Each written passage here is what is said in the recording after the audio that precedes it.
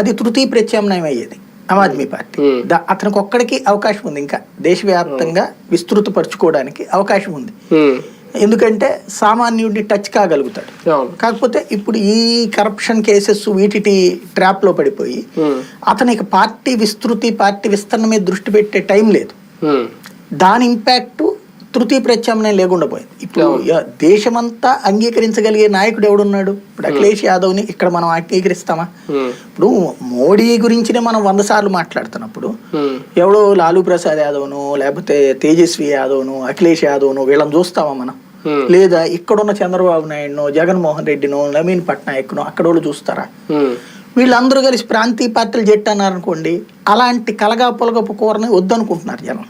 ఎందుకంటే అడుగు ముందుకి 4 అడుగులు వెనక్కి పడుతుంది. ఇక్కడ మన దేశం సంకీర్ణాల ధర్మాన్ని చూసి దరిద్రం అయిపోయినే జనాలు సింగిల్ లార్జెస్ట్ ఇస్తున్నారు. ఇప్పుడు సంకీర్ణంలో యునైటెడ్ ఫ్రంట్ చూశారు, నేషనల్ ఫ్రంట్ చూశారు, జనతా కూటమి చూశారు. ముందు మేమందరం కలిసే ఉంటామన్నారు, తర్వాత కొట్టుకు సచ్చారు. ఆ తర్వాత ఎన్డీఏ యూపీఏ చూశారు. ఒక పార్టీ నేతృత్వంలోని కూటమి అక్కడ ఎదురైన సవాళ్ళు చూశారు.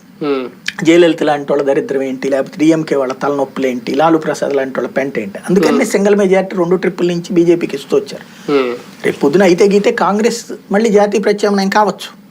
ఎందుకంటే బీజేపీ మీద విరక్తి కలిగినప్పుడు. ఒకటేంటంటే కాంగ్రెస్ కున్న అతిపెద్ద మైనస్ ఏంటంటే కులం మీదనో మతం మీదనో చూద్దాం అనుకుంటుంది, కానీ నిజమైన పబ్లిక్ సంబంధించినటువంటి అసలు సమస్యను అది టచ్ చేయలేకపోతుంది. ఎక్కడో క్యాజువల్ టచ్ చేస్తారు కానీ అందుకోలేకపోతుంది. ఫర్ ఎగ్జాంపుల్ ఇవాళ సాధారణ ప్రజలకు ఉన్నటువంటి అతిపెద్దదైనటువంటి సమస్య ఏంటంటే బ్యాంకింగ్ సెక్టారు, లేదంటే ట్యాక్సింగ్ సిస్టము, ఇవన్నీ దోపిడీ అయిపోతుంది. ఓ రకంగా చెప్పాలంటే 100 రూపాయలు సంపాదిస్తే 40-50 రూపాయలు గవర్నమెంట్ లాగేస్తుంది.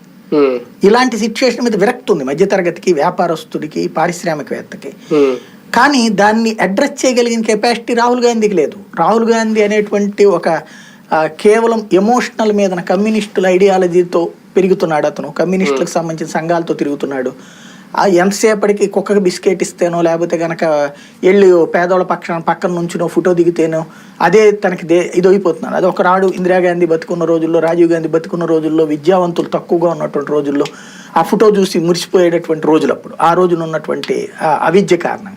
ఇవాళ రోజున ఎడ్యుకేటెడ్ ఆలోచనకి ఎలా ఉంటుంది? ఫర్ ఎగ్జాంపుల్ తెలివైనోడైతే ఏం చేయాలా? సాఫ్ట్వేర్ ఇంజనీర్లందరికీ కూడా మీకు ఇంత ట్యాక్స్